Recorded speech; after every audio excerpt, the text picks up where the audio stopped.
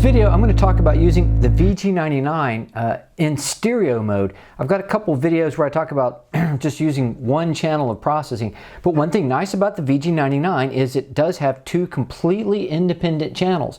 And in the case of working with this bass guitar, that means that I can have, say, on one channel, if I go to look at what kind of bass amp I've got a vintage bass amp. If I look at the other channel, I've got a modern bass amp. So I'm actually taking one signal from the bass guitar and running it through two different modeled amplifiers. I do have compression set up on each channel. That's what's going on with the effects. And I have a little noise suppression. So let's just hear what it sounds like going through two processors at the same time.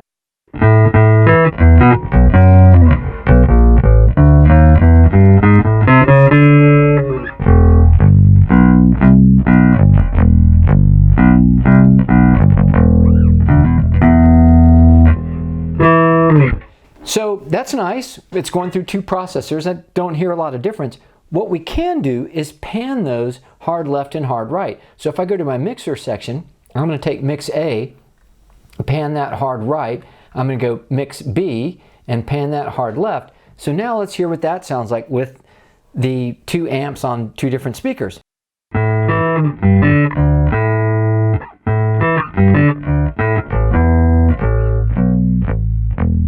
That sounds a little bit more like stereo there.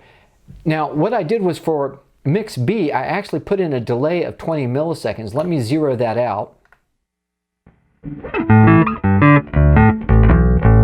So the same sound going to both speakers at the same time. There is a little bit of a channel delay in here. It only goes up to 50 milliseconds, but the idea is to create a stereo effect. So 50 milliseconds, that'd be like having two cabinets, what, like 50 feet apart, and that would sound like kind of a little bit obvious to me. So that's why I went with the 20.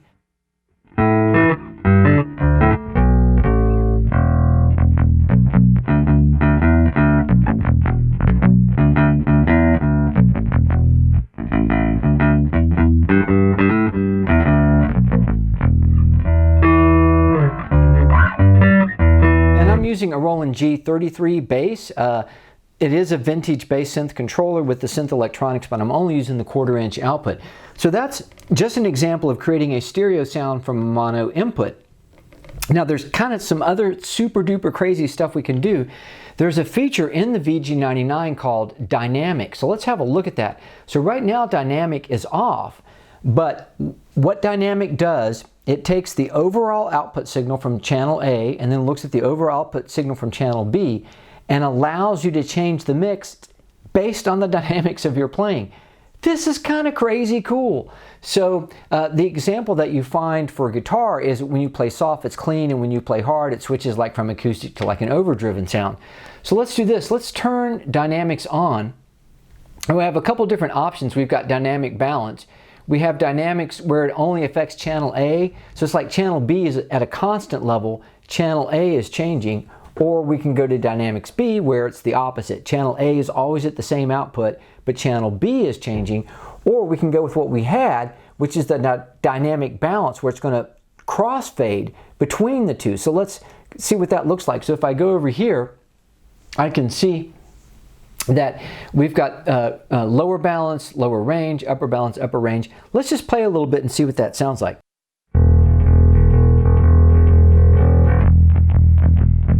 Okay, so I'm playing softly, and you'll notice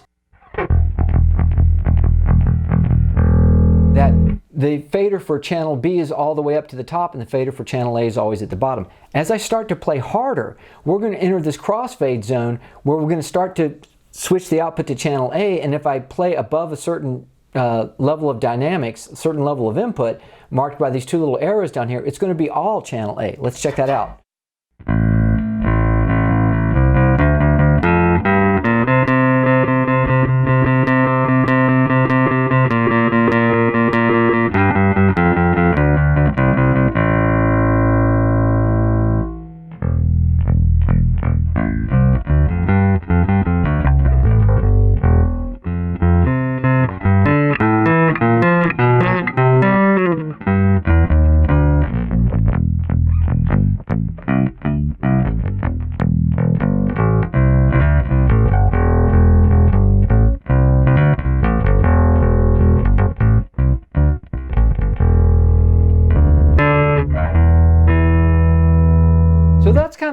we can hear how through the dynamics of our playing, we're able to move between two different channels, and it's one of the nice features of the VG-99.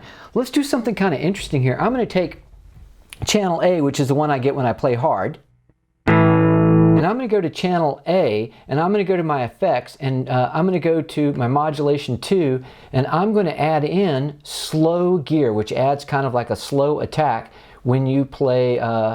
So let's see, slow gear, here we go, let's turn that on. So let's see, when I play hard, we should hear the slow gear effect. When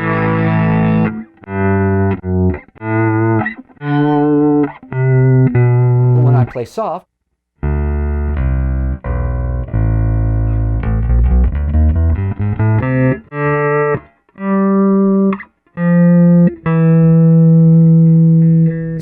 that's kind of neat. Another thing I can do, let me turn off slow gear. I could add in reverb and delay. I don't have any effects right now, but let's go ahead and add in some of our effects on the output.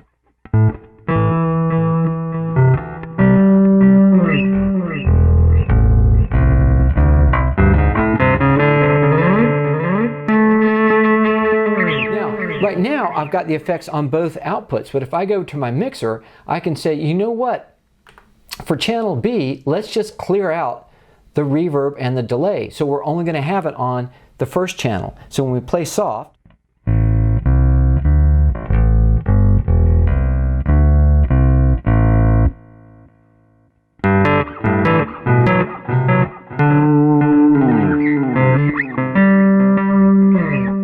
so when we play hard, we're going through the A channel. The A channel has the effects on it. And yeah, sure, we could add back in the slow gear. So when we're playing at a lower velocity, then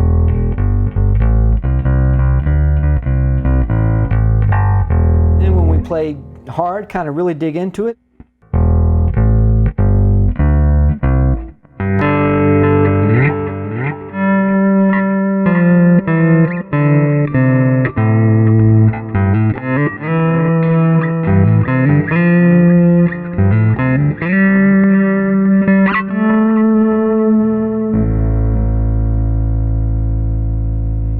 with the VG-99, we're switching dynamically between two different amp models with different kinds of effects stacked together. So I hope this gives you some ideas on some of the exciting things you can do with the VG-99. And again, I'm just using the bass as an input, but of course this would also work equally well with guitar or any kind of signal, because the VG-99, in addition to being a great guitar synthesizer, is also a really good all-around signal processor.